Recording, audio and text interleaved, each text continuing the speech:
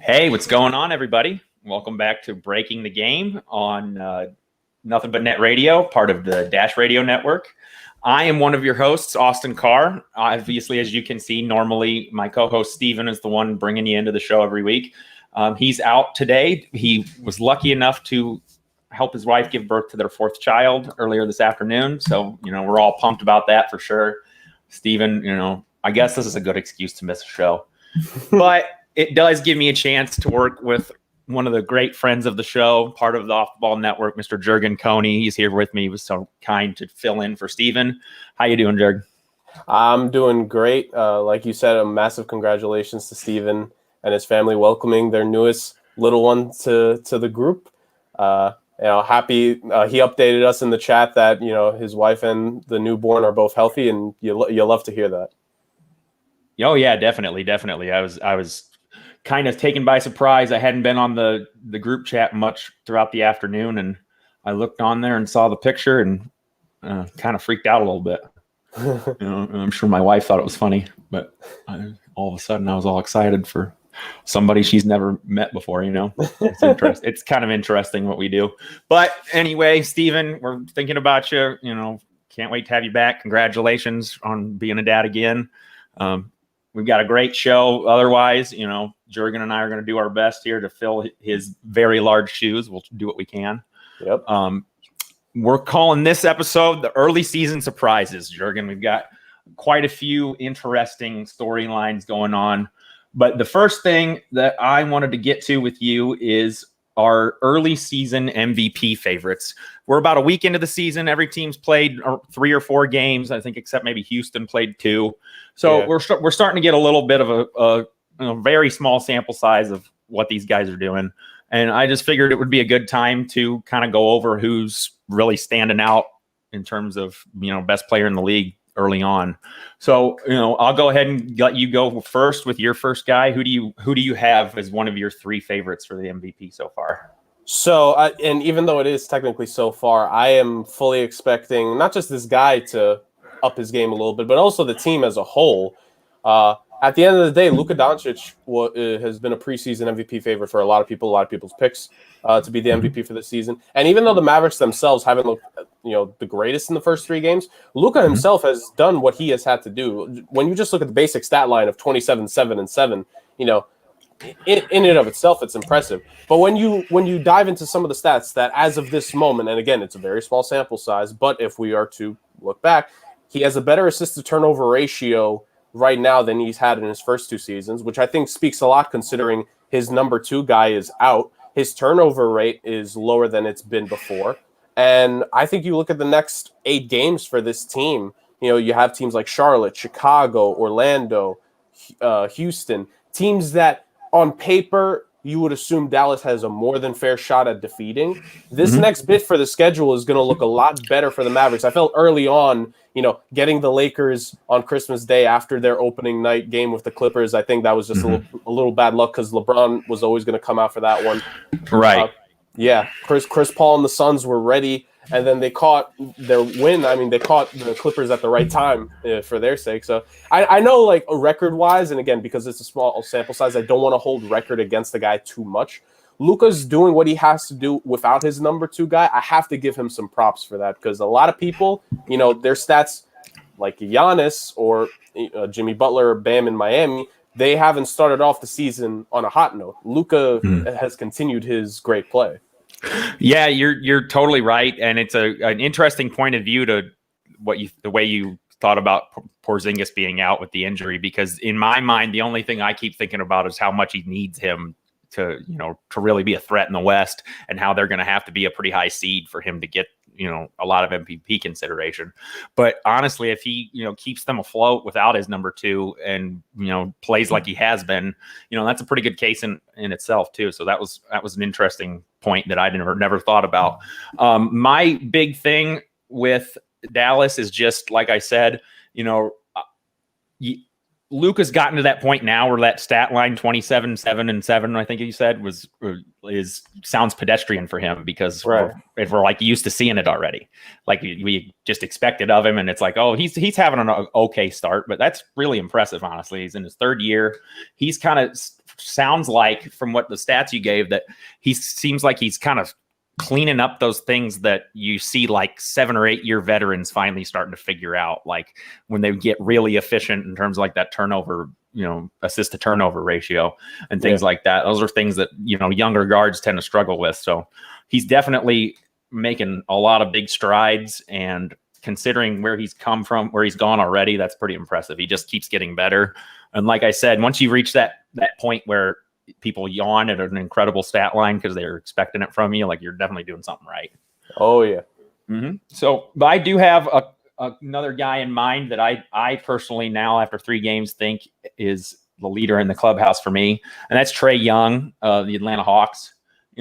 Everybody kind of thought the Hawks were going to be better this year with the offseason moves they made, but they're 3-0 as of the recording of this. It might be different when we air on Nothing But Net on Dash Radio in a couple days. I think they play tonight, actually. But as of right now, they're 3-0. Trae Young has been on fire, and he's not single-handedly, but he's doing the majority of the work to get him there. He's averaging 34 points per game, 7.3 assists. His turnovers are down from 4.8 last year to 3 so far this year. His usage rate is exactly what it was last year, right around 34%. He's making 42% of his threes. His true shooting percentage is 73%, which is out of this world. That's 60, wild. They say, is elite. So 73 is crazy. And this next one's crazy too. His assist rate right now is 41.5%, which means 41% of the shots that his team takes when he's on the court come from assists from him. So almost half. That's a crazy high number. I see the 30s usually on that, and am pretty impressed. Right. And part of the reason I think he's having more success this year is the fact that he actually is taking a lower percentage of threes overall.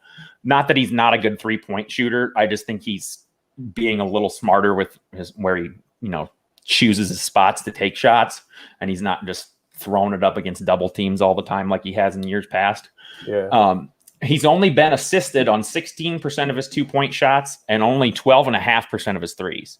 So you can almost make the case that he's really doing all of this by himself in a lot of ways. He's hasn't missed at the corner 3 yet. He's 100% on those for the year. He's 100% on shots from 16 feet out to the 3-point line.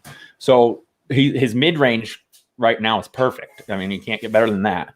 And just to see the turnaround that these Hawks have made so quick from last year being a team that, didn't make the bubble. They were a little bit of an afterthought. And I was almost starting to hear rumblings that all Trae Young's numbers are just hollow stats. But, they're starting to compete in all these games. They've looked good, and he's just been on fire. And this is where you have to say, remember, it's been 3 games. Some of these numbers are going to come back down to reality a little bit. Right. But I mean, if they don't come all the way back down and they just get, a little bit less than incredible, he's still going to be, way out ahead in my point of view, at least for the MVP. So you got Luka Doncic first. I got Trae Young. Who do you got next? What do you say? Well, it's tough to follow. Like you say, Trae has just been otherworldly to begin the season. Right. And it really shows, again, it's ironic that those were our 2 guys, considering the fact that they were swapped for each other on draft night. Right. It is interesting. Like, you can't hardly help but think that Atlanta lost that deal with what Luka's been able to do. But look who they got. I mean, there was definitely no losers in that, I don't think. Yeah, I think I always told my friends, even from the start, like, Atlanta had a vision of how they wanted to build that team. Mm-hmm. And they wanted Trae to be the guy. And I don't think that's not a slight against Luka. That's not overhyping Trae at all. It's just 2 teams had 2 different philosophies. And I think for both guys, it's working out pretty good right now. I can't put my finger on exactly what it is, but Atlanta seems like a fit for Trae Young more than it does for Luka Doncic, and Dallas, or vice versa. They just feel like they fit on those teams. So interesting how that works. Absolutely, and it worked out perfectly. Mm-hmm. So my number 2 guy, again, kind of ignoring the record a little bit and just looking at the stats. And again, I might be a little bit biased because I like my Balkan guys. Being from a Balkan country myself, I got to represent my guys. Nikola Jokic, man, like, these numbers just off rip. 24.5 points per game, 11.8 rebounds, 13.5 assists, and a PER of over 30. Like, those stats don't sound human. They don't sound like they're actually happening. Let alone from a center. Right? And I think that's the biggest thing. A center putting up these kinds of numbers, like the rebounds you expect to a point. And, there's only a finite amount of centers that are able to put up high point production nowadays. But the assists it's something different with him. He is more than proven to be one of the best playmakers in the game. I remember before one of my classes one time back in college, like a year or two ago, and my professor and old sports journalist, he had some experience. He said that he felt that Jokic was like Sabonis if Sabonis had spent his entire career developing in the NBA. Like the fit to him made so much sense, and I'm like, I really see that. And you see his playmaking taking it up to another level. I think with Denver being 1 and 2, you can't put that on him at all, because without him, like, they're not in any of these games. Right. And I think they've had bad luck. So overall, I think Jokic deserves it. Again, this is another kind of like looking ahead pick. Like, I think that obviously, and I know you agree with this because we both had Denver highly ranked going into the season. They're going to bounce back. They're going to rebound. Good teams do that. But I don't want people to ignore these numbers early because he's putting up a great stat line. Yeah, definitely. And we're going to dive in quite a bit to Denver in our second segment of the show. Steven's actually watching from home, and he just was nice enough to send us a little message. Steven, we miss you. Congratulations. Appreciate the input. I know you hear you talk about that all the time. We're trying to do our own show, man. We can't be you, and I'm not trying to be you. I figured that out right away. I can't be as good as you at weird jobs, so we're doing it our own way. No, thanks for listening, Steven. We'll see you soon. Try to get as much sleep as you can now, I guess. Right. So it's interesting, that Nikola Jokic was your second guy because, great minds think alike. He's my number 2 guy as well. And I don't think there's really, even my third guy on our list is not really too close to these first two, in my point of view. How many centers in NBA history get enough chances with the ball in their hands, not right at the end of a play, right under the rim to score, to average that many assists? Right. Like, how much do they have to trust the center of their team to be the absolute focal point of everything they do on offense? I mean, it's crazy to even wrap your mind around him getting to that point. But he's just such a good playmaker. I think a big part of it, honestly, that I don't hear talked about a lot is big men like that can see over a defense, and they see passing lanes easier than shorter players can. It's just it's a fact. I mean, you just have a better angle to see it, and he can see over his defender, and he has incredible passing ability. I mean, Greg Popovich isn't a type of coach to just gush about a player for no reason, and he's out here telling everybody that he's the second coming of Larry Bird. So he's doing something right, but he's leading the league in assists at 13.5, which is crazy. He's got 2 triple doubles in 4 games. So you can't put this record on him. He's one of the only players that's really, meeting and exceeding high expectations that people have had. And it's not like Jamal Murray's been bad. He's like 17.5 points per game. But now that everybody saw multiple 50-point games and all these incredible scoring outputs in the bubble, the expectations are ramped up, and his numbers aren't quite where they people are expecting them. And I do think a lot of it's luck with Denver. Like, I don't want to get too much into it because we will talk about it. But I mean, they've lost a couple close games. Right, could have gone either way pretty easily. In the NBA, a bounce here or there, changes the outcome of so many games. They're all close. They make that saying, everybody makes a run for a reason, because at some point these teams are all good enough that they're going to come back and at least make it competitive more often than not.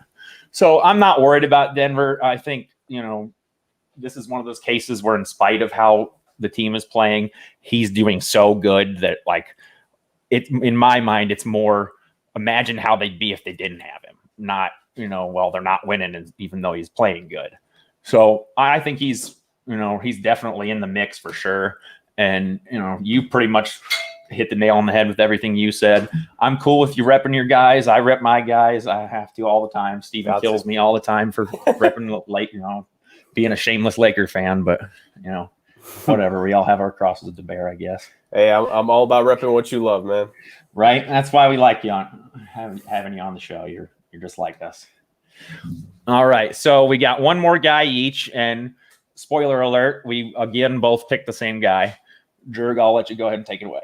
Well, so I actually, we did. And I do have this guy in my legitimate top 3, but I want to branch out a little bit. Yeah. I want to let you handle the guy. I'll let you handle the bulk of the work on that. Because I want to throw in a name that I think later on in the season will gain a little bit more attention in the MVP race. I'm not trying to project that he'll finish like top 5 or anything, but like I think this is a guy that has, weirdly, I want to say 25-9 is a quiet start to the season for this guy. But I got to run with Jason Tatum with the Boston Celtics. I love Duke players almost to a fault. And it's not because I'm exactly a Duke basketball fan. Mike Krzyzewski, to me, is one of those coaches where, in my short time of being a youth basketball coach, like I have tried to understand like how he ran things, how he organized things.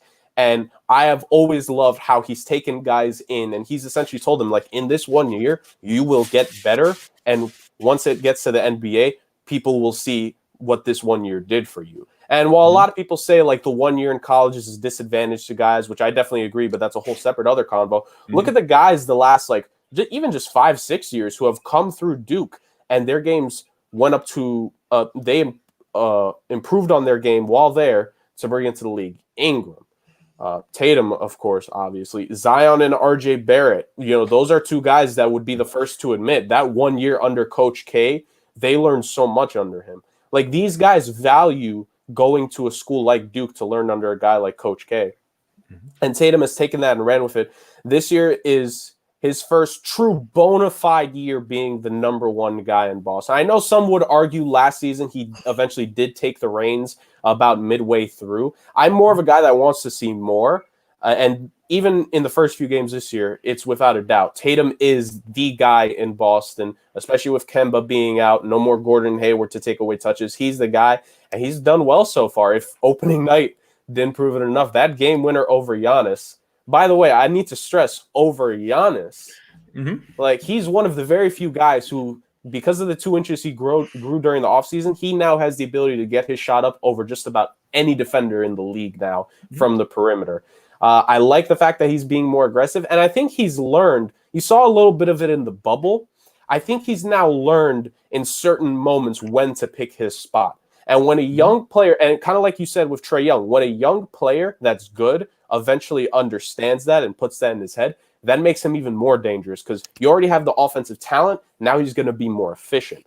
And I think later on in the season, that's what's going to lead to it. Again, I had Boston as a pretty good team going into the season. I have them finishing ranked up high. And I think the combination of a high finish and a pretty good stat line should, at least I think, give Tatum some more consideration as the season goes on. Well, Boston's a premier franchise in the NBA, and it's a pretty horribly kept secret that he's definitely the man now in Boston. If he wasn't already, you know, he's taken that role upon himself for sure. How many guys his age are even willing to take some of the shots that he takes in big moments, whether or not he even makes them? He takes shots that grizzled NBA veterans sometimes pass up because in big moments, you know, from time to time, we've seen plenty of guys do it. He's never afraid of the moment. And you took the words right out of my mouth with the Coach K, when you're talking about his teaching. I feel like overall the level of coaching in college basketball has gone down the last, 15, 20 years. But those handful of guys that are the best of the best, Coach K, Tom Izzo, Bill Self at Kansas, these guys have spent years perfecting this system of getting these guys as ready as they can in the short amount of time. And it's all because all the coaching is the only reason it's gone down is because of the one and done. I mean, they don't have time to really, a lot of teams, the guy that barely even really learns their whole system by the time he's moving on. So it's something that needs to be fixed there. But, I said it about Lonzo Ball. I think one of the things that he missed the most with everything that happened in his, prep career was the chance to have an elite college coach work with him. He was in Australia and he was playing in a pro league, but I have no idea what the coaching is like in a foreign professional league compared to the NCAA coaches who have proven themselves more often than not to be very good at getting these guys ready. And Tatum, hasn't even really shot that well yet this year. And his numbers are up there. Once he gets back to, shooting his normal career averages, it's going to be impressive. He's right there on the cusp of being in that conversation with Luka Doncic and maybe a Trae Young as, which one of these guys is going to be the next face of the league. Right. He's at least in the conversation. And this is coming from somebody who spent like at least the first year and a half of his career actively avoiding watching him because I didn't want to end up liking a Celtics player, but I just can't help it. I love watching him play. Yeah. And like you said with the shooting, like I think that'll eventually correct itself. Not only just over time, with his own skill, but Boston as of right now, like they don't have a third confident scorer the definitive scorer that you can have confidence in. Like Jaylen Brown, I think has earned a lot of people's respect, but they just need that third guy there to alleviate some more pressure off Tatum once. And maybe it is Kemba when he gets back from his injury. Maybe someone else emerges from that team, whoever it may be, who that'll only help Tatum as things go on. Well, as Steven always loves to remind me, they got that huge trade exception in that Gordon Hayward deal. So they may, hopefully Danny Ainge will finally turn some of these assets into an actual move that'll help the team, during the season. I think a lot of fans would be happy to see that. But it does kind of feel like with Hayward leaving and now that Kemba's been hurt, Boston went from having 4 guys that you thought could get you 20, 25 on a given night to now, do they have a third scorer? And I mean, Kemba will be back, and if he's, as long as he's healthy, they'll be all right. They're going to be, they're going to be one of the best teams in the East for a long time. They've got a great coach. Talk about a guy that's good at hiding deficiencies in his team. Oh, yeah. Like, how many terrible defenders have they had in his time there that are not even really noticeably bad when they're playing for Boston? I mean, Isaiah Thomas for a couple of years was like the worst, literally statistically the worst defender in the league. And when he was in Boston, they had at least league average or better team defense. So it's, some of these coaches do some incredible things. But so the guy that we had talked about both of us having that I thought you were going to mention is Joel Embiid of the 76ers. And if anybody that's listening watched our Christmas special, where we gave a Christmas present to every NBA team, the gift that I gave the 76ers was a pissed off, in shape Joel Embiid. And I don't know if he's pissed off per se. I can't speak for his state of mind, but he's definitely motivated. He's definitely playing like the dominant big man that he should be playing like. I mean, when he's on and trying his hardest, there's very few guys in the world that can stop him around the basket. He's averaging 28 points per game, almost 14 rebounds a game, 13.9. His true shooting, 62%. He's shooting 36% from 3. For everybody who complains that, almost 4 threes a game from your center is too much, he is a above average 3-point shooter, actually, and really good for a center. He's got 1.7 blocks, so he's affecting the game positively on offense and defense. I think everybody's always known that his defense is what is going to kind of set him apart in terms of one of the best big men. And the 76ers kind of hang their hat on defense anyway. And so these next numbers I'm going to give you are some of advanced numbers comparing when he's playing versus when he's sitting out, and that's pretty crazy. So when he's on the court, the 76ers offensive rating, which is points per 100 possessions, is 111.4, which is not the best in the league, but it's up there. When he sits, it goes down to 95.2, which would be significantly lower than the worst offensive team in the NBA, like each of the last 3 or 4 years. Right. So it's a huge difference. Then when he's on the court, the 76ers defensive rating is 97.7, which is incredible. That's under 100 anymore is impressive. Yep. Without him, that number jumps up to 107.2. So overall, the 76ers are over 25 points per 100 possessions better with Embiid on the court right now through this first week of the season. That's insane. That's a ridiculous swing. I mean, we're talking about like the best of the best for a season. It's like double digits is incredible. And I can't say for sure if that'll stay like that, but I don't think there's any reason that he should slow down from what he's been doing so far. I think he's going to take himself as far as he wants to go. And Philly's 3-1. You know, obviously things look like they're working pretty well with Doc Rivers there so far. Ben Simmons hasn't had to shoot threes for him to win yet. So maybe Doc figured it out. And Steven and I like to joke that Brett Brown forgot what a pick and roll is, because all you ever hear is they have these two stars that can't shoot. So they both can't shoot, so they can't play together. Pick and roll is the oldest play in the game. Yeah, and it's a 2-man play. It's perfect for those guys. And by the way, one of them is a 6'9" point guard who can see over the defense. Who half of his own fans want to get rid of him just because he won't shoot threes. I mean, they've won quite a few games, and they were a pretty miracle shot by Kawhi Leonard away from the Eastern Conference Finals 2 years ago. Yeah. And, you know, we saw what happened to the Raptors. So that could have been them. So, you know, they're not far off. They had an ill-fitting roster last year. They've improved that. They're making strides in the right direction. But to me, Joel Embiid is the guy they have to ride. If they want to go all the way to the finals and win a championship, it's going to be because he was the best player, not Ben Simmons. And I think he's been playing like it so far, and that's what I wanted from him. That's what I gifted him for Christmas. So it seems like it's working out for him. He's looked pretty good so far up to this point in the season. Absolutely. And I think the point you make, you know, I don't think a lot of people understand. It's been a legitimate conversation the last 2 years. If you had to pick one, if you could only keep one, Simmons or Embiid, there was, for the last 2 years, the legitimate conversation of why Simmons could be the guy. If it's all about roster construction. If you construct the roster properly, you can make a legitimate argument for either guy if you could only keep one. Now, Philly, they didn't fall for that. It's like, wait, why would we willingly get rid of one of them? Why not keep both? Let's try to make it work out now. And I think with what we're seeing, I think Embiid is trying to put that, not explicitly because of anything due to Simmons, but trying to put that conversation to rest. Because we can all agree, just based off of pure talent, he is arguably, I stress arguably because we just talked about Jokic, arguably the best big man in the game. And when you want to talk about offensively and defensively, how he can impact both ends, it's more than legit. You can't put him any lower than top two at worst.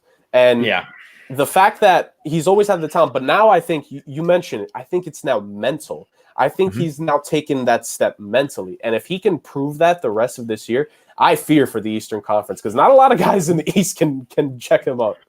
Well, one thing that I kind of have always felt like is Joel Embiid does come off as kind of a goofball, and he says a lot of funny stuff, but he always has seemed to me like the type of guy who has a lot of pride. And at some point he's going to be tired of hearing in the media how out of shape he was all last year and how he doesn't try that hard. How do you average almost 30 a game in the play, or over 30 a game in your playoff series, if you're not trying hard? That doesn't happen. I mean, not really, not too often. If it is, then that's incredible. You know, like people say, James Harden came in 12 pounds overweight right after he left the bar and dropped 44. But you know, those kind of things don't just happen because they just rolled out of bed and jumped on the court. That's not true. And the media is doing the same thing to the Sixers team that they did 20 years ago to the Shaq and Kobe's Lakers, where Ben Simmons makes a joke to answer a question in an interview, where if it was you and me making that joke, no one would think anything of it. Right. But because they're famous NBA players and somebody one time saw them get into an argument, now it's this big, huge thing about Ben Simmons embarrassing Joel Embiid in public and all this, where they both may not even care about it. It could have just been a goofy throwaway line. And we're never really going to know what that dynamic is truly like if they don't want us to. Yeah. And they both seem like the type of guy that are okay with not really, divulging too much information about what's really going on. I don't think either of them really ultimately cares all that much what the media says. But I do think all the fans and all the talk about Embiid being out of shape, at some point, the way his personality is, I always felt like he was gonna, eventually have enough of it. And I think we're starting to see that now. And I'm excited to see if he carries it on through the rest of the season, because, I think when he plays his best and tries his hardest, there's almost nobody in the game that can do much about it. So Philadelphia's got a bright future, regardless of how, down in the dumps their fans want to act like it is. They're going to be okay.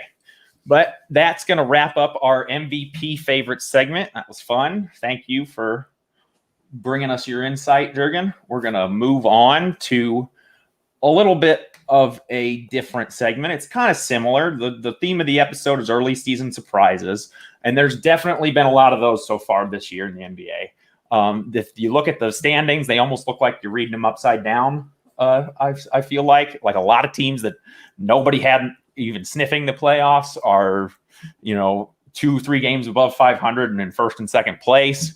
And a lot of teams that I think everybody just assumed were going to, have another good year are struggling more than anybody really expected.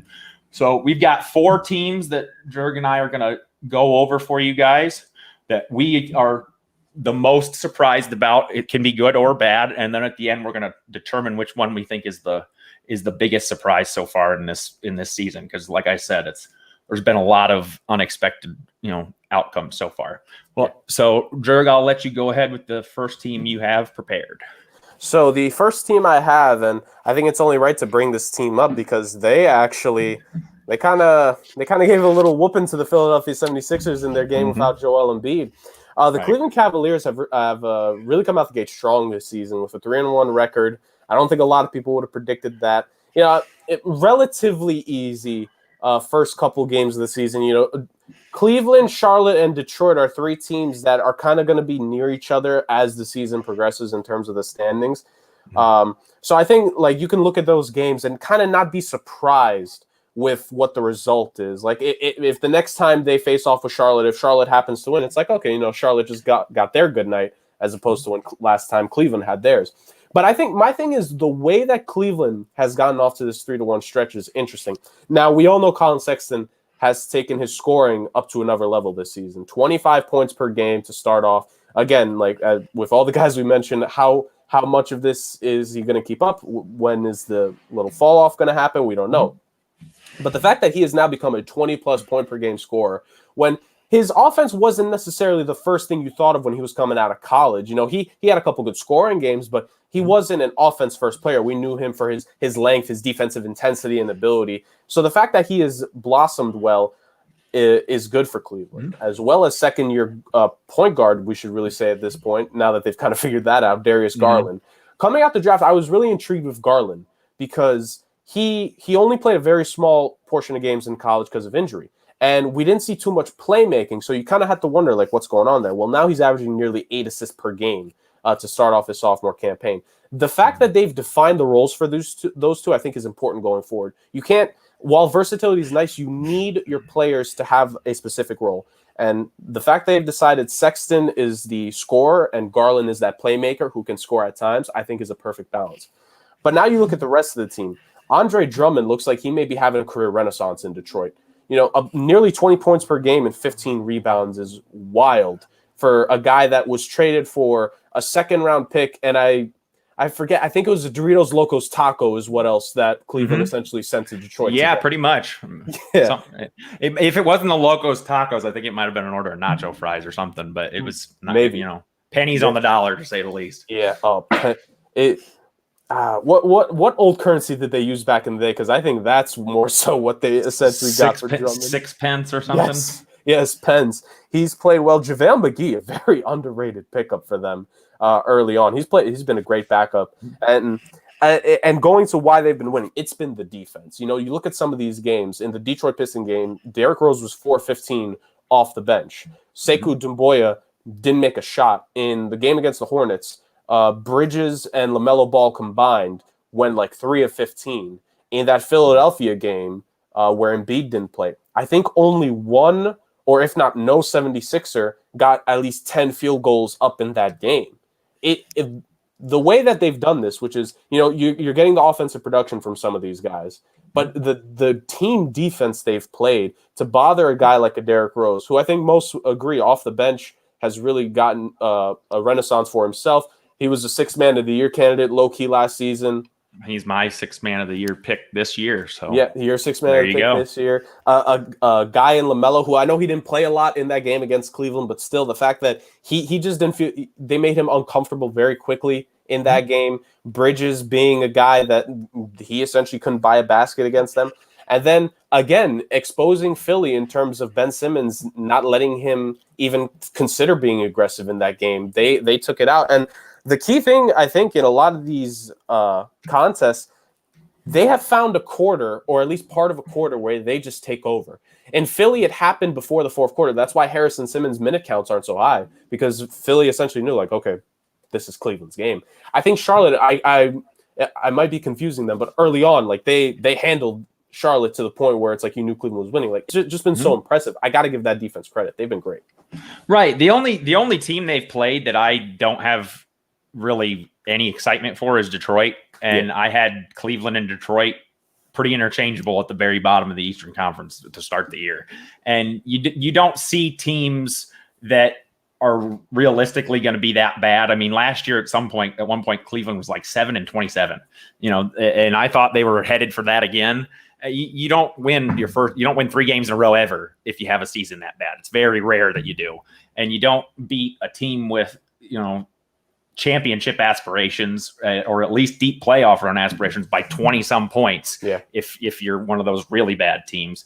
So I think part of this is just the fact that they had 2 very, very high lottery picks that are young guys that are figuring it out and are extremely talented. And at the end of the day, as much as we want to talk about analytics and break down every little bit of everybody's game, talent is the thing that you want more than anything. Any front office guy will tell you, you give me the talented players and I'll find a coach that'll figure out how to put them together. I'd much rather have the better players and figure it out after the fact.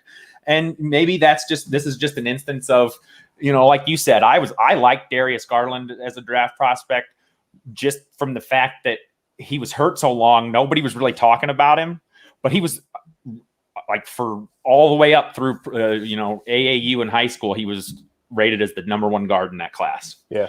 And so he's been a highly, sought after prospect for a long time. And you were right. They did kind of switch places in terms of positions. He's averaging 8.5 assists a game right now. Like, he's taken over as the point guard on that team. He's shooting 45% from 3. Colin Sexton is 53% from the field, as well as 53% from 3, and he's taken over 3 attempts a game. So it's not like it's a real small sample size. Right. They're both, just kind of showing what I think Cleveland hoped they had in them when they drafted him up there. It's kind of the same deal that happened to Boston. Like, everybody was amazed that this young team, built around this nucleus of young guys, got good so fast.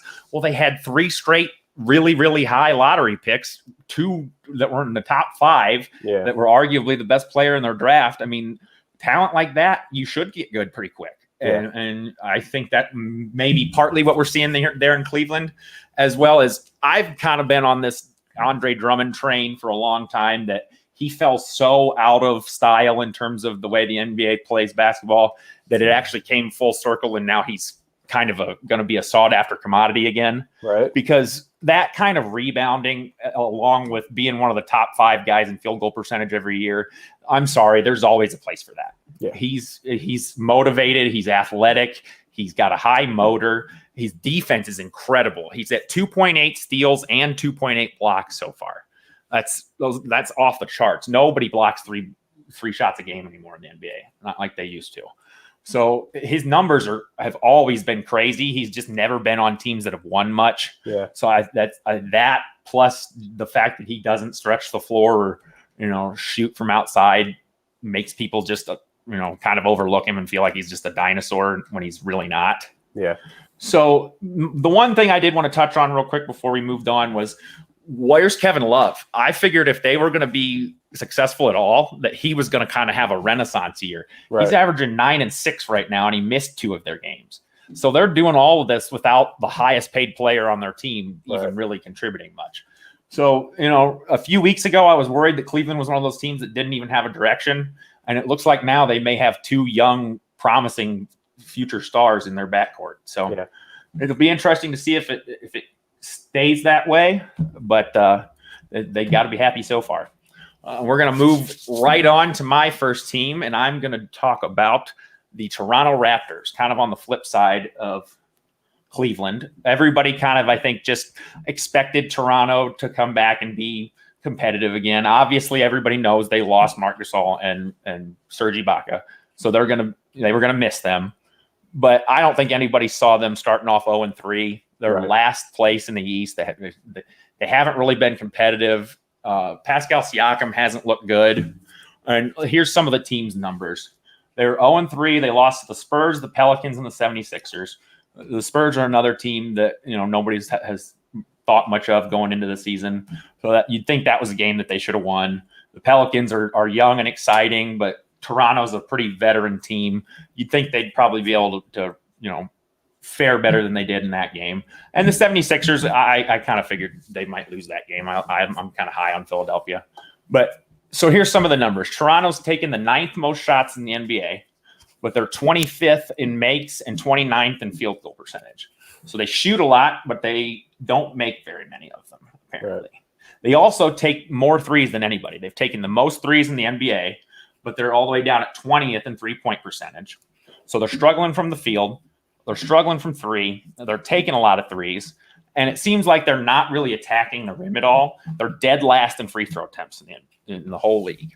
So that's just a recipe for disaster right there. They're turning it over at 18 a game, which is 23rd in the NBA. That's way too much for a team that's kind of built around veteran guards and a point guard that they just gave a huge contract to. So, when you look at the guys that they lost, you'd think, okay, maybe they're not going to be able to protect the rim and they're going to get killed on the boards. But it seems like they're not shooting from out well at all, and they're not protecting the ball. They don't average a lot of assists. They don't get second chance opportunities, and they're not shooting well. And they are kind of a team that relies a lot on threes. So if they're not shooting well, they've got to be able to get those second chances. And now they're not rebounding well either. So nothing's really going right for them so far. And it's not really the way I thought they would struggle, but I was pretty down on them in terms of where I thought they'd finish. I actually don't have them in my playoff prediction for the preseason. Right. I changed that last minute. I wasn't real confident with them all off season. And when they didn't really replace either of those big guys very well, I mean, they were already a thin team last year, and they have no depth now. And Aaron Baines is their starting center now. And other than him, the other four starters average like 37 minutes a game. So they need some depth. They need a more of an inside presence again, and they need to start attacking the rim. And if they keep doing what they're doing right now, they're going to struggle all year. And I wanted to kind of touch on it, partly because I kind of saw it coming just in a different way. Right. And partly because I feel like a lot of people just assumed, because they've been good for so long and they had the coach of the year, that they were going to figure it out. And they obviously haven't so far. Right. And, definitely a fair assumption. I think one thing to kind of like put a bow on it, at least on my thoughts on that, they've gotten off in these games. They've actually started strong, but they have been struggling when it comes to trying to close out. In the New Orleans third quarter, in the Spurs second quarter, in the second half against Philly, every time they get outscored by double digits. So you let that happen, you're going to lose the game. Simple as that. It's very true. If you go cold like they have game after game and you can't rebound your misses, you're in trouble. So who's your last team? Who's your other team you got? I kind of alluded to it before. I had to give my guy some props for the MVP race, but this is where I gotta not kill him, but his team. The Denver Nuggets this season have not looked like the team that made it to the Western Conference Finals last season. Simply put, 1-3. That's one thing. Like sometimes teams that go far the previous year will start out slow. I'm a hockey fan. I'm used to seeing that. But the defense in their losses, they've let up 124 points, 121 points, and 125 points. And in the win that they had, they allowed the opposition to score 111 points. Simply put, that is not going to win them games. I think, while Paul Millsap is a nice veteran, it needs to be a little bit more than him at this point. Someone else in, whether it's the lineup or the bench, needs to take the responsibility, if not the best defensive player, because there's a difference between, the stats and what you actually do, what shows. I think if someone just tries to be more of a leader, more vocal on defense, like that vocal guy will make a difference. For as talented as he was defensively, if Kevin Garnett was only like 70% of how good he was defensively, but he was still that leader, he would still have the same impact. He would still have been a defensive player of the year. Now, I'm not saying anyone on this team is going to be anywhere near that, but if they just have more of a guy that's a talker, that's big. So I think the defense is the main thing. And I know you alluded to it a little bit earlier. And I don't want to harp on him too much, but Jamal Murray, I think we need to see a little bit more. Clearly in the playoffs, he's a performer. 24 career points per game in the playoffs is phenomenal. But now it's down to 17. At some point, the regular season needs to match the playoffs. And Gary Harris, again, like, less than 10 points per game, 17% from three. Like, once those two guys get over it, maybe it was because they also had a short break. If those guys, like, can get past this, Denver will be fine. Oh, yeah. I think Denver's shouldn't be too worried at all. They've got 6 guys in double figures, actually 6 guys that average, I think, 12 or more. Michael Porter Jr. has made the improvements that people wanted to see him make. And it is all about the defense. They're not going to be a great defensive team, but just a little bit more effort here and there and a couple, like you said, a little bit more communication. I think they'll be just fine. They've lost a couple close games. Jamal Murray hasn't really had a breakout game yet. And, Jokic is going to be Jokic, I think. I think you can expect his numbers to stay pretty high for most of the year. So I think ultimately they'll be just fine.